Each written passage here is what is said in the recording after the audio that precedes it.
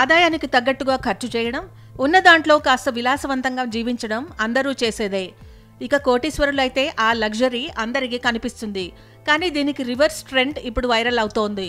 ఆడంబర జీవితాన్ని పక్కన పెట్టి తక్కువ ఖర్చుతో రోజును గడిపేస్తున్న సంపన్నుల సంఖ్య పెరుగుతోంది. అలాంటి వారి స్టోరీనే ఇది. అంతర్జాతీయ మీడియా కథనాల ప్రకారం షాంగ్ సావెడ్రా ఒక వ్యాపారవేత్త. హార్వర్డ్లో ఆమె చదువుకున్నారు. పర్సనల్ ఫైనాన్స్ వెబ్సైట్ను నిర్వహిస్తున్నారు.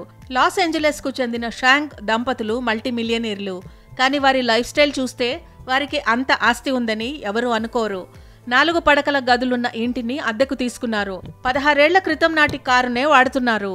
పిల్లలకు సెకండ్ హ్యాండ్ దుస్తులు ఫేస్బుక్ వేదికగా అమ్మకానికి పెట్టిన బొమ్మలే ఇస్తున్నారు. అయితే పిల్లల చదువు, పెట్టుబడులు, దాతృత్వ కార్యక్రమాలకు మాత్రం డబ్బు ఖర్చు చేస్తున్నారు.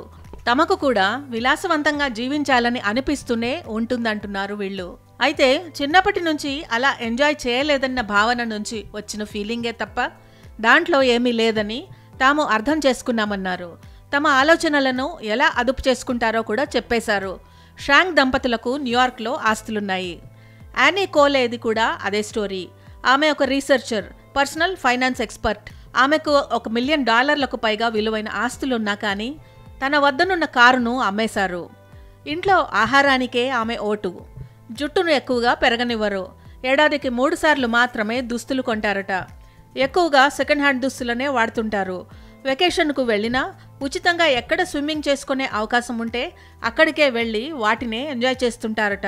విమాన ప్రయాణాల విషయంలో డిస్కౌంట్లు, ఆఫర్లను సద్వినియోగం చేసుకుంటూ ఉంటారు. వీరిద్దరూ ఇలా తమ స్థాయిని పట్టించుకోకుండా అత్యంత సాధారణమైన జీవితం జీవిస్తూ ఆస్తులు కూడబెట్టేసి మెరుగైన భవిష్యత్తుకు బాటలు వేసుకుంటున్నారు.